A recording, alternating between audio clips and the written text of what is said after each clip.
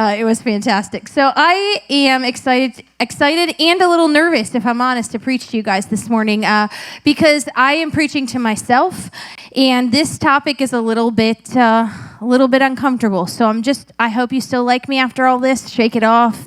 Don't give me daggers, please. Or I might just close my eyes, or may have Tom turn the lights down. I don't know. So before we get started, last week Tom talked about complaining, right?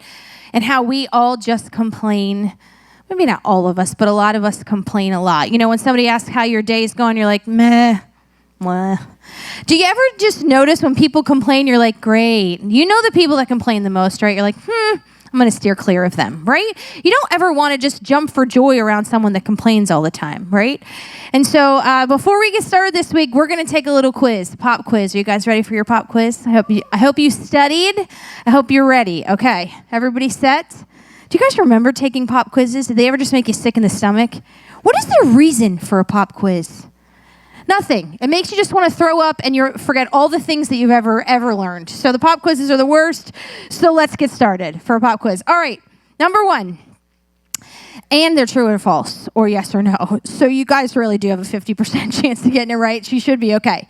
All right, so number 1. When I walk into the room, I often look around and take a mental note of what is wrong in the room. Do you do that? Yes or no? Yes. Somebody said yes out loud. You also don't have to answer these out loud, okay? You can keep your answers to yourself if you like. No cheating.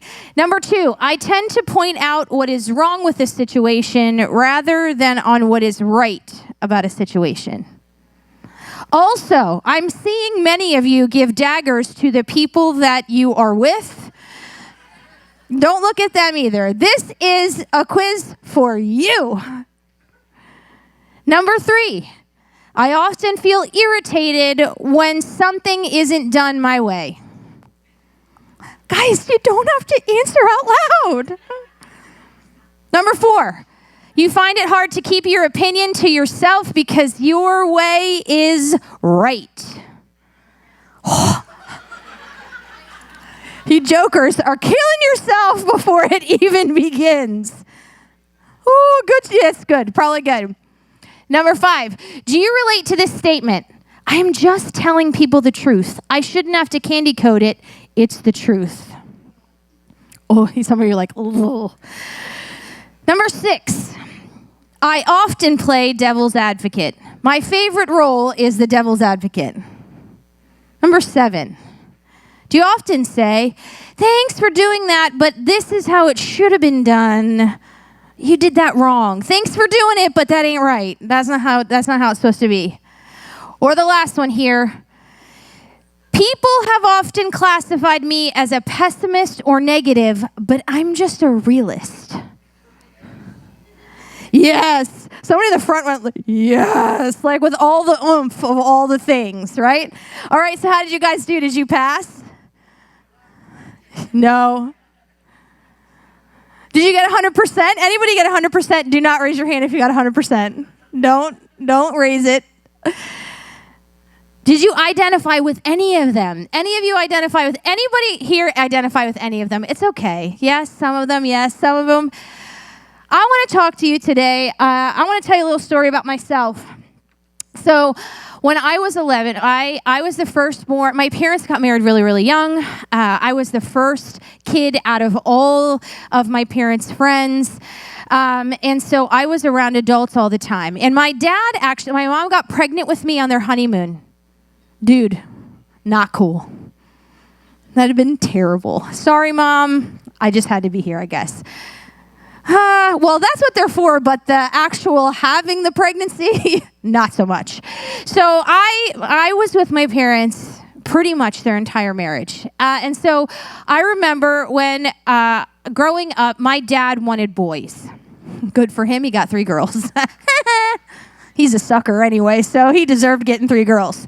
So there was us 3 girls. I was born first, then my middle sister was born 5 years later, and then my youngest sister was born 5 years after that. So I'm 10 years older than my youngest sister. So my dad wanted boys. So I grew up loving tomboyish things, believe it or not, all right? I know you can't believe it now, but it was the truth. And so my dad loved baseball, and he loved the Phillies. It was like when Lenny Dykstra played, and John Kruk was like he was the man. John Kruk was the man. So I loved baseball. And so, but I remember when I turned 11 years old, we were at the dinner table with my grandparents, my dad's parents, and it was just when I started to like girly things. Like I wanted to kind of check out, makeup, and I kind of started to notice that boys were meant to like be cute and not just play baseball with me. I started to note, okay, things started to change, and I started to freak out inside. That's really what started to happen. And so I had gone shopping with my family, with my friend's family, and I got a ring from Claire's. You know, the mood rings that turn your fingers green? You remember those instantly? I thought it was the greatest thing in the whole entire world. Super excited, and all I wanted in life was for my dad to be proud of me. That's all I wanted, right? And so we're at the dinner table, and I had the ring on my finger, and I'm all excited. I'm telling my grandparents about it, and I was like stoked, like, guys, I'm painting my fingernails, and I have this new ring, and isn't it awesome?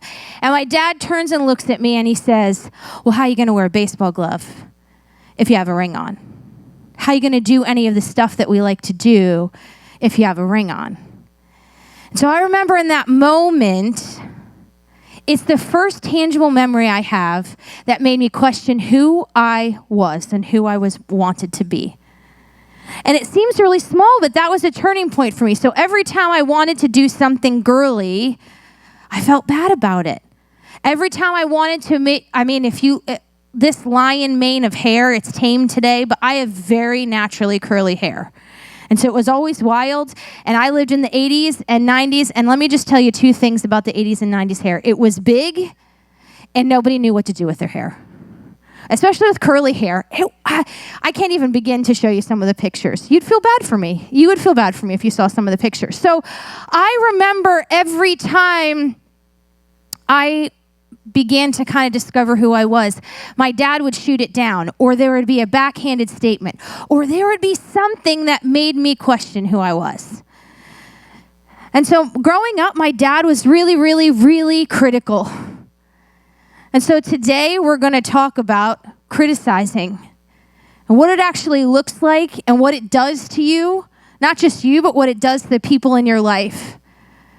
And so maybe if you answered yes or true to more than 3 of those questions, you may have a little bit of a critical mind. You may be a little bit of a critical thinker. You may really just like to critique people. Before I begin, I really do want to be honest. I want to tell you there is a difference. I have heard this before. Well, somebody's got to tell people how to do it right. Somebody has to be the one to say, this is not how it's done. And I think there's 2 things. There is a thing called, I like to call it constructive feedback. Have you ever heard of somebody say constructive criticism? Well, that's an oxymoron. Criticism just hurts. It's just meant to critique or make you feel small. No matter how you candy coat it, it's backhanded. There's always something in it. And so constructive feedback, that's what I like to call it, it's given from a reciprocal relationship. Do you know what that means? I often say that unsolicited advice falls on deaf ears. If you don't open up your world to someone, you can't really tell them how to live it. I have to have a relationship. My dad was just critical all the time, no matter what it was. It could be the TV show I liked. It could be the pants I wore. It could be how I pegged my jeans. Yes, I was really good at pegging my jeans. And if you don't know what that is, shame on you. Go look it up. He was critical about everything, how I did my hair, what I did, and he thought he was helping me. Well, he just made me so insecure, I didn't know what to do with myself. So my dad didn't have that relationship where he could speak into my life. And so constructive feedback is given by where a person gives feedback and it's done out of love and to help the person maybe see a blind spot. Look, I got blind spots all the time. There's lots of things I can't see about myself. But when someone just comes up to you and points out all your flaws, do you even listen to what they have to say? Does it matter? I just shut them off. I shut them off immediately, try to have a nice face on, and then I go cry in my bedroom. Let's be honest, that's what happens. If you cry in your bedroom, good for you. You just get it out. I used to just cry there on the spot, but now I can make it upstairs to my bedroom. And so I want to give you the definition of criticism this morning. In the dictionary, I didn't write it. The expression of disapproval of someone or something based on perceived faults or mistakes. What's the word that sticks out to you there? Perceived. It's not actual faults or actual mistakes. It's perceived. My dad saw me wanting to wear a ring as a perceived fault. I was 11. I got to go to Claire's, and it changed colors. It was amazing. Didn't change who I was as a person. I still wanted to play baseball with him. But when he criticized me, guess who didn't want to play baseball as much? Guess who didn't want to talk to him about life stuff as much? Because I was afraid of what he would say if my thoughts were different. I want to give you some synonyms of criticism. Blame, cut to bits, condemn, bash, clobber, rip, roast, scorch, slam, cut down, biting, devouring. When you criticize someone, you think you're helping, but this is what you're doing. This is what you're doing to them. I want to talk to you today about the criticism that's nitpicking or unkind, the uninformed. Sometimes people can become cruel. It goes on all the time without you even really noticing it. And the problem is some of us are smiling right now because we're like, thank God she's talking about it because my spouse needs to hear it. Or thank God I'm going to share this link with somebody tomorrow when it's on because they need to for sure hear about it. But I'm going to tell you something. It's not called their big fat mouth. It's called my big fat mouth. It's about us today. It's not about the person beside you. And maybe it is. But it's not your job to point out that it's about them today. Today is about you. And I'm talking about it about me too. I went through a really, really, really hard season. I'm not naturally critical. That's just not who I am naturally. But I became really critical, really cranky, really, it easily pointed out people's flaws. It was a terrible place to be, and I'm sure it was miserable to be around. And part of the problem with criticism is how many of you anybody here like to be criticized? Anybody like it? Seriously? I'm kidding. But not in a way that rips your soul out. You want to know, really when you think about it, criticizing and those critical people, is it ever done in a tender way? You know those people that are critical. I'm not talking about really constructive things. I think a lot of times we don't realize it. I heard someone say once, I wouldn't have to criticize somebody if they weren't so weird or stupid or if they spent their money the right way. I wouldn't have to criticize them then for that. I've literally heard that sentence. And I know, too, we wouldn't have to criticize them if they just weren't doing the right thing. I know what's best for their life. I know what's right. I've done it already, so I should teach them how to do it. Have you ever thought about that when you're on Instagram or you're on Facebook? Or, I know I have felt this and heard this before. I can't believe they're going on vacation. I know they have money problems. What are they spending their money on a vacation for when they can't pay their bills? Oh, they're complaining about being tired. Well, they're overweight. If they stop eating, maybe they won't feel so tired. Maybe if they discipline their kids, maybe they would have better kids. Maybe if they. And then the next thing you know, it's all that ever comes out of our mouth is mean. It's never looking at the person for who they are. It's looking at what they're doing wrong. I want to read you a couple of verses this morning. Can anybody tell me what the golden rule is? Do unto others as you would have them do to you, right? I want to read you the verse where that comes from. Galatians 5:14 through 15. It says, "For the whole law can be summed up in this one command: love your neighbor as yourself." We stop there, right? That's just nice and it feels real good. And you're like, yay, let's love our neighbor. This is the next verse. "But if you're always biting and devouring one another, watch out. Beware of destroying each other." When I read that verse, I'm like, that just punches me right in the throat, right in the gut. Because when we don't love each other, we destroy each other. You may think you're trying to help, but you're slowly tearing away at who a person is. I want you to think about this for a second, because maybe you're fighting me and all the things you're thinking in your head is, but you don't get it. You don't understand what my spouse is like. You don't understand what my annoying kids are like. You don't understand what my boss is like. You don't understand. I'm right, they're wrong. They need to know how it's done. But I want you to take a minute and think about maybe, what if your critical words are destroying your chance for intimacy with your spouse? What if every time your spouse comes home from work and all you do is criticize them for how they put the dishes in the dishwasher? Guys, I had to work on that, all right? Let me just tell you. Because there is a way to load the dishwasher, so I thought.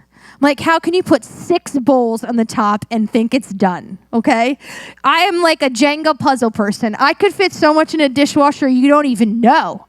So my husband and my kids used to very nicely, I would be working and they would load the dishwasher. You know what I'd do when I come home? Are you serious? I'd reload it. I'm like, guys, you could have gotten more glasses in the dishwasher. Seriously, you hand wash these instead of shoving them in the dishwasher? I've said those words. And then finally Tom's like, babe, the kids are doing the dishes. Why do you care how the dishes are done? And it seems small, but it caught me. I became so critical that I was chastising my children for how they loaded the dishwasher. And so maybe your critical words are keeping you and your spouse from having a really great marriage. When you criticize someone, you make them feel small. You make them feel unimportant. Or maybe it's driving a wall between you and your children. You criticize your kid because they don't clean their room well enough. Or maybe you wanted them to get an A and they got a B+. Or maybe they got a C, or God forbid they failed a test. At the end of the day, failing a test is not who they are as a person. Or maybe it's keeping you from real friendships because people are afraid of what you will say about them. They're afraid because they've heard what you say about everybody else, critiquing the every moment of their life. They're afraid to be your friend because they don't know what you're going to say about them. Or maybe it's keeping people from really hearing about who Jesus is from you. Maybe you're at work and you're just the most critical person in the meeting, or you're the most critical person in the office, or every time somebody's excited about something, you're like, yeah, but you missed this. Or yeah, but did you see this happen? Or yeah, but you didn't think about this. People are just like, they don't want to be in the room with you. Maybe it's keeping you, and then you're like, hey, want to come to church with me? No. Hey, do you ever heard about Jesus? He loves you. He can't possibly, if this is how you treat people. Do you see where I'm coming from? Do you see how the words that we speak, the critical things, the things that we say can really, truly keep somebody from having a close, intimate relationship with you? One thing I love about the Bible is there's a lot of verses that tell us, if this happens, this will happen. If you do this, this will happen. If you do this, this is good. If you do this, this is bad. I like calling them contrasting verses, because sometimes I need to just know black and white. All right, tell me to do this, and this is great, and tell me to not do this, and this is fine. Like, I am a rule follower to, it's sickening. Be honest, it's a little bit stressful how Tom is the opposite end of the spectrum. I think he'd break all the rules just to break them for fun. And actually, my best friend is the same. She makes me want to cry sometimes I'm like, sweet Lord. How can you just say that or act that or just do that or flippantly whatever, not even care? Like this wonderful human takes my children, they drive in the parking lot, right? They drive in the parking lot. My children are not old enough to drive yet. And I'm just like, you know what's going to happen? Instead of thinking, oh, you know what? They're just driving in the parking lot. This will be fine. You know what I'm thinking? Well, the police are going to come. My kids are never going to get a license and then I'm going to get fined because, no, my children are having a good time. Relax. I'm a rule follower, so sometimes I just want to know what's going to happen if you do this, right? Anybody like that? Just tell me. It'd be a whole lot easier in life if you just said, don't do this because this will happen, and blam. It'd be easier for me. Not the most important people in my life. They're just the opposite. When we go four-wheeling and it says, like, when we go off the road, if I don't see if it's posted, the whole time I'm like, we're going to get arrested. That's it. We're going to go to jail. Did you look everywhere on this plot of land to see where it says no trespassing? And this is what my husband says. If we're riding dirt bikes or if we're in the Jeep, he's like, we have vehicles built for this terrain. We can outrun the police. You know what would happen if the police lights came on and I heard a police car? I would be in the fetal position crying, saying, take me away. I'm sorry. I told my husband not to do this. And he's like, you'd throw me under the bus. I'm like, yes, I would. And he's like, well, you wouldn't have to because I would be gone. And I'm like, so you'd leave me there? And he's like, well, if you get off the bike and you're in a fetal position, yes, I'm leaving you there. So I love these verses. If you like that kind of thing, if you want to know, do this and this will happen, you need to read the book of Proverbs. It'll just make you feel good, or it'll make you feel really terrible if you're doing the things you shouldn't be doing. I don't know which. But so Proverbs 12:18 says this. It says, some people make cutting remarks, but the word of the wise bring healing. It's simple. Some people out there are critical, and they make you question everything about yourself. And you wonder, like, dear Lord, am I ever going to make it through? Am I ever going to be good enough for them? But some people's words bring healing and hope. I want you to take a moment to recall a moment in life where somebody said something to you that you remember that was not kind. You know how many times you hear stories of kids saying, well, my kindergarten teacher said I was stupid. So until I found another teacher in high school that made me feel like I was worth something, I thought I was stupid. One cutting word can change someone's life. One critical word can change someone's outlook on who they are. I played sports in high school, all through middle school and high school. I ran track and I played field hockey. My freshman year, I got MVP for field hockey. I was so excited because remember, my dad wanted a boy and I was clearly a girl and could never be a boy. That was just not in the cards. And so I remember when I got the MVP, my dad's like, well, yeah, but you could have scored more goals. Well, yeah, anybody could have scored more goals. Or he would say things like, if you don't know this about me, I'm short. Just all there is to it. If you can see with your eyes, you can see I do not have a tall gene in my body. There's nothing tall about me. So I am short. So my dad would always talk about my other friends, how tall and skinny they were and how they had long legs and their long legs could take them faster in a mile. Well, let me tell you, in high school, I'm sure people can run this faster, but my fastest mile was 5 minutes and 55 seconds. Guys, I have tiny legs. I had to take like 30,000 more steps than all the long people. So for me to get 5 minutes and 55 seconds, I was stoked. I mean, my legs are short. And my dad would comment, yeah, but your legs are athletic. Okay. Well, here's the thing. You've never seen my dad, but literally my dad and I have the same legs. He gave me his legs. My dad is a dude, and he's 5'8". He ain't tall. But he would always point out how I wasn't tall, how my hair wasn't straight, how my legs weren't long. Dude, they're your legs. I had nothing to do with making them. They're yours. They're from you. They look like your legs. So I remember from 11 on so I met Tom. When I had just turned 17 when I met Tom. And so I was just so insecure. Do you ever think to yourself, this is a terrible thing to say out loud, but I'm just going to be honest with you. Have you ever wished you were as fat as you thought you were when you were fat? Like, I thought I was fat in high school, and I was like, not fat in high school. I was tiny, but I remember thinking I was fat. And I'm like, oh my gosh, if I could only be that fat again, that'd be amazing. I literally thought, oh, I can't believe I thought I was fat. Oh my gosh, I would love to be that fat again. I've said those words. That's a terrible thing to say, but I'm just honest. And so I just felt awful about myself. I will tell you that literally I am 38 years old, and this was the first summer that I consistently wore shorts. I didn't wear shorts until probably this summer. Every once in a while I'd wear them, but I consistently wore them. You know why? Because it was hot. And I'm like, this is dumb. I'm not wearing pants. Get over my legs. Get over it, Beck.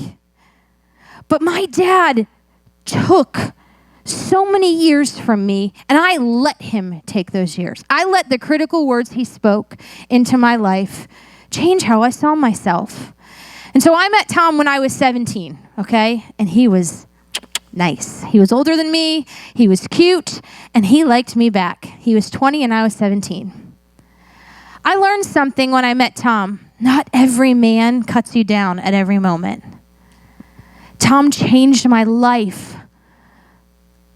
My dad would say, good for you, but you could have done this. You are this, but.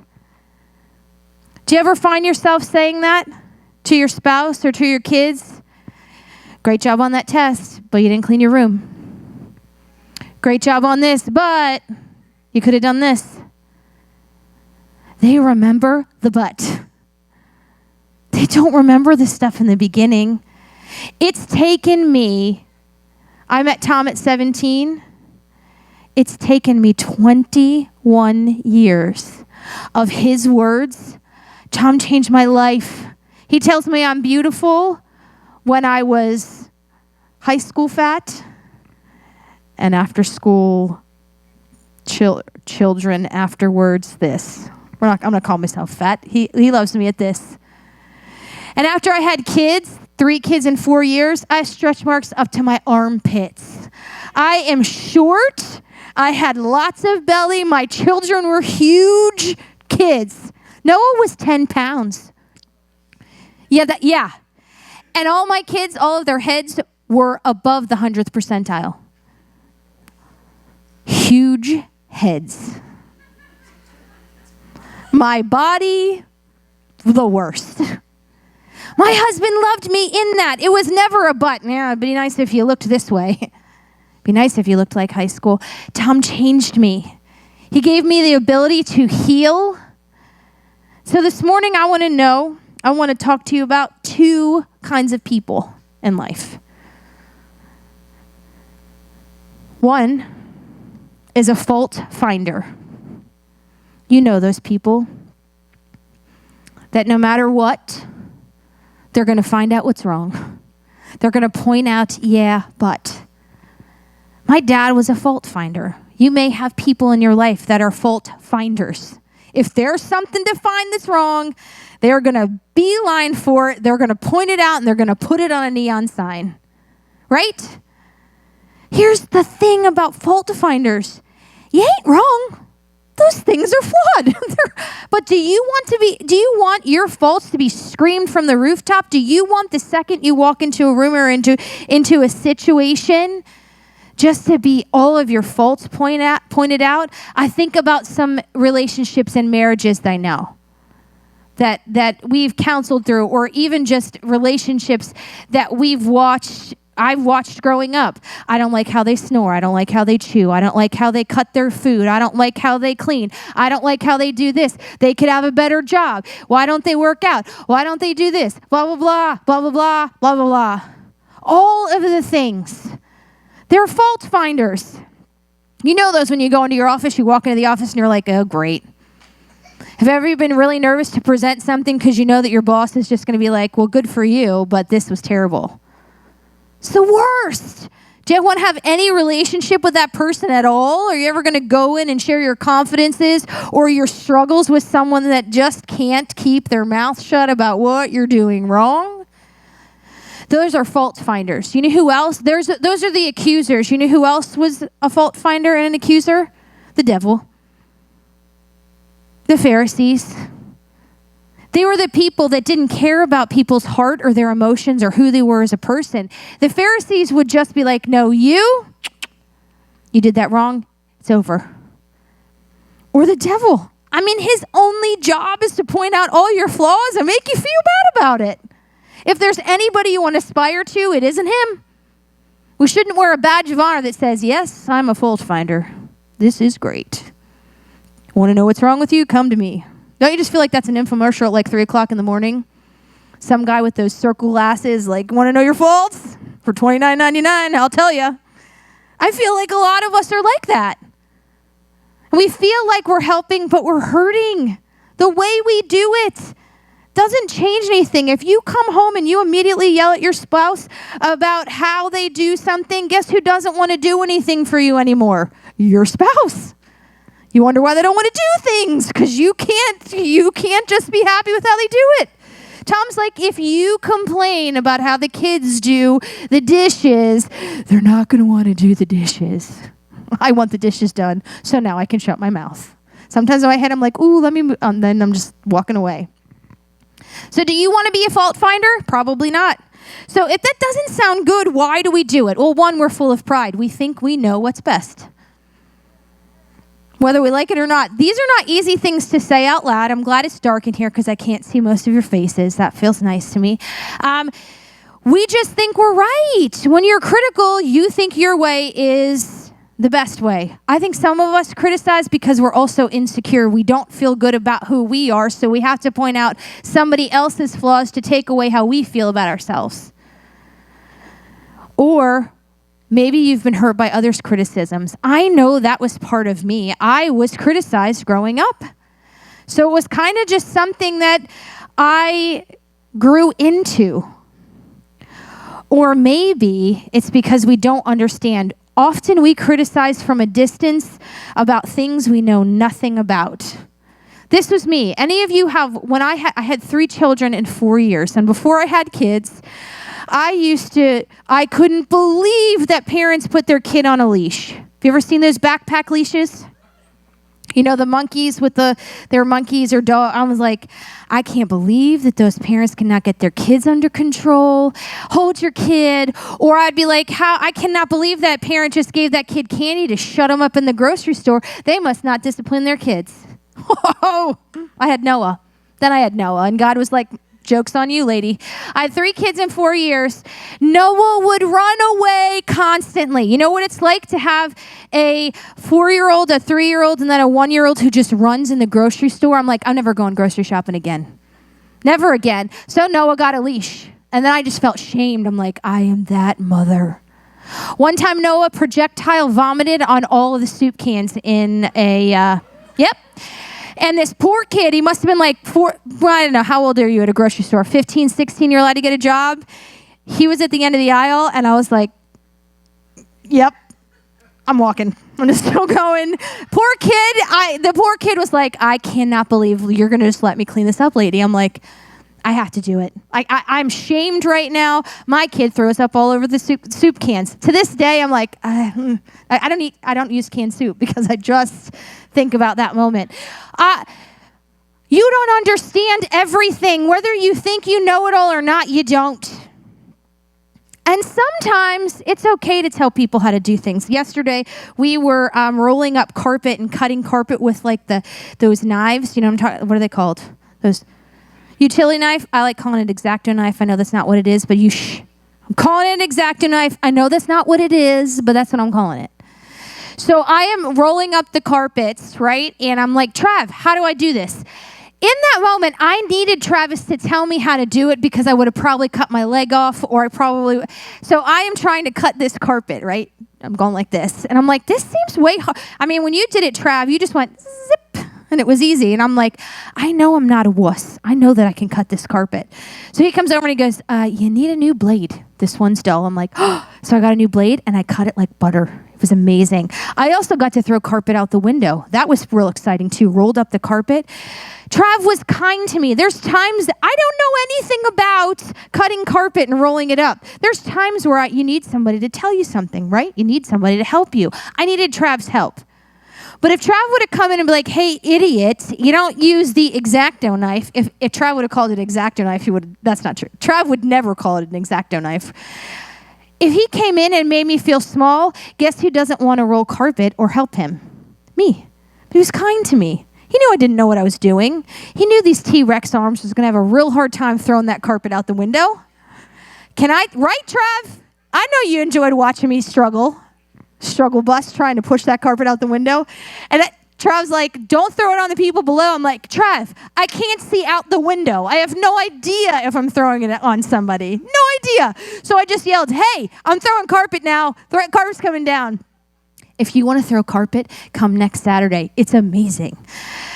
But Trav was kind to me. He made me feel valuable. I knew nothing about it. He made me feel valuable. So you could be a fault finder. That's one of the two people, like the devil and like the Pharisees. That's right. I'm saying it. If you want to be a fault finder, that's who you're like.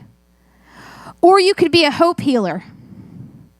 Hope. I'm going to give you the definition, a feeling of trust. Hope is an optimistic state of mind that is based on an expectation of positive outcomes.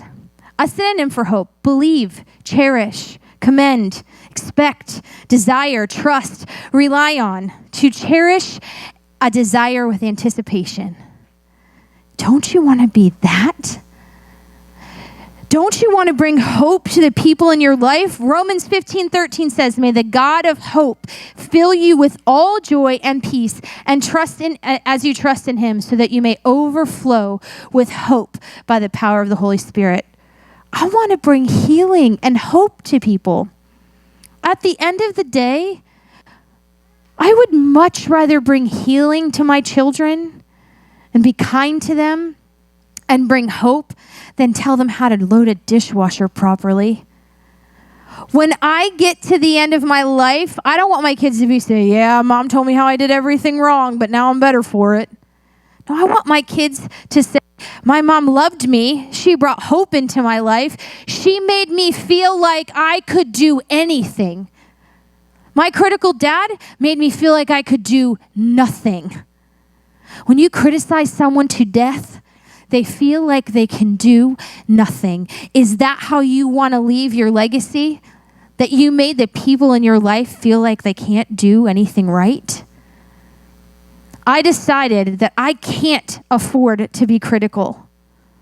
Tom talked about Paul last week and all of his troubles. He wrote most of the New Testament in jail, right? I got to tell you the truth. I would struggle to be optimistic in jail, but he was. He didn't tear people down. In all of his pain, he could have been just like, life is the worst. Run. Don't serve God. It just ruins it all. Being in jail, he doesn't come through for you. He could have had that mentality and he might have been right. But I want to be like Paul, who encouraged people, who brought hope to them, who spoke life into them. Or I want to be like Jesus. We've talked about this story before in the Bible, and it's about the woman caught in adultery. Remember that story where this woman had for reals? I mean, she had, in those times, you got stoned for cheating. Stoned, like with rocks. They threw them at you until you died. And so this woman, the Pharisees, the fault finders, they threw her in front, like the town square, they threw her on the sand and said, she deserves to die because she committed adultery. Those are the laws back then. Does anybody know what Jesus did? I love Jesus for lots of reasons, but this may be one of my favorites. He takes his finger. I'm expecting it to be really long. I think Jesus had really long arms and really long fingers. I don't know why, but I do. So he takes his hand and he draws a line in the sand. And he says, those of you without sin, cast the first stone. Can you imagine being that woman? She knew she was wrong. She knew she was caught. She knew she did what those fault finders said she did. She wasn't even denying it.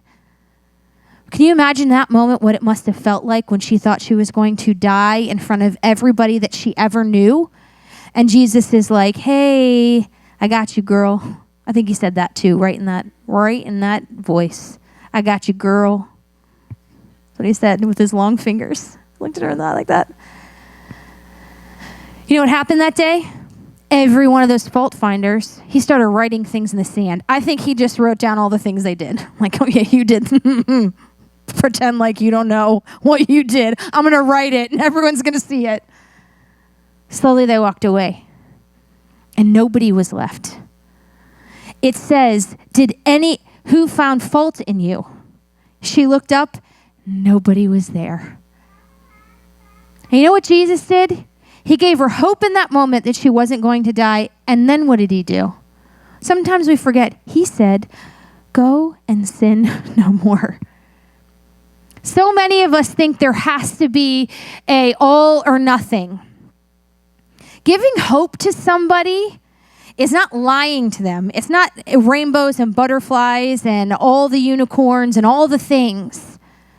It's loving them first and then walking with them in their faults. I'm not asking you to never point out something that somebody's done. I'm not telling you to just let your kids run wild and do whatever they want. They need discipline. They need boundaries. They need parameters. But they need it in love and hope. So who are you going to be today? Who are you going to leave this room like? Are you going to leave the room like Pharisees or fault finders? Or are you going to be like Jesus and bring hope? Because those are the choices. Those are the choices. It is that simple. And so your child so how do you do it? I want to be more like Jesus. So how do you do it?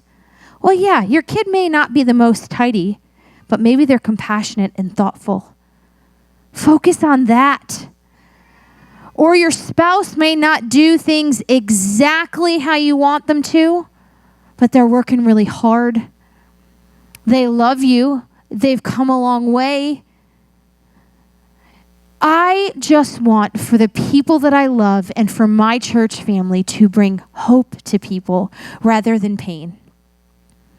I want when you have a relationship with your spouse, I want you to speak life into them. Don't you want to be your spouse's biggest fan?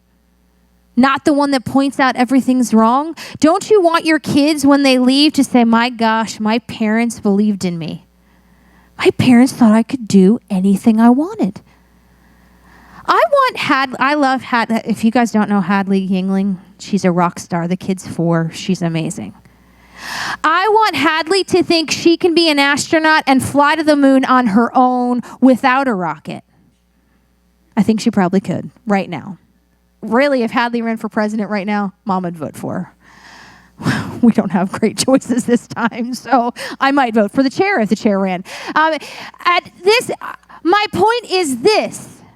At the end of the day, what do you want people to feel about you? It took me a lifetime of Tom speaking to me and telling me that I'm beautiful and telling me that I'm awesome. It took me a lifetime to heal, of him doing it every day to heal from what my dad had said to me. You can stop being critical today. You can change how you speak to the people in your life. You can shut your mouth. Bite your tongue. Bite your cheek. Keep it zipped. I'm telling you, if you can get a hold of this thing, the relationships in your life will change. Life will feel better to you. God will bring people in your life to bring healing to. Our words change the course of people's life. The Bible says that they bring life or death. What are you going to do today? Will you guys stand on up with me this morning? And if the worship team could come. I want you to have life, and I want you to speak life. And so these next couple moments, we're going to play a worship song. You guys are welcome to go if you want. But this today is about you and about God. It's not about you coming up here and confessing all of your nasty words that you said or all your critical things. It's about you making it right before God. It's about you taking a moment and saying, Lord, I struggle with this, but I want to be better. God never expects us to fix everything overnight. That's the nice thing. We get do-overs. We sang a song, Would You Meet Me Here Again? You know why it says again? Because we're here a lot. We're a hot mess a lot. We mess up a lot. We go back to the way we were a lot. God knows that about us. So this isn't about feeling shame or feeling condemnation or feeling like I am the worst. That's not how I want you to feel. I want you to know you can change it in this moment. And so, Father, I just pray in these next couple minutes that maybe we'd look in the mirror and we'd be honest with ourselves. Not make any excuses. Not give reasons why we do the things that we do. But from this moment forward, we would try to bring hope to the people in our lives. That we wouldn't point out all the faults and all the flaws. But from this moment forward, God, we would speak life into the people in our lives. We love you, Jesus. You know, you can't change what you did yesterday. You can't change your childhood. You can't change what you did this morning. But you can start right now. Can't control tomorrow, but you can control this minute. So take these next couple of minutes and say, Lord, where do I need to change? Where do I need to heal?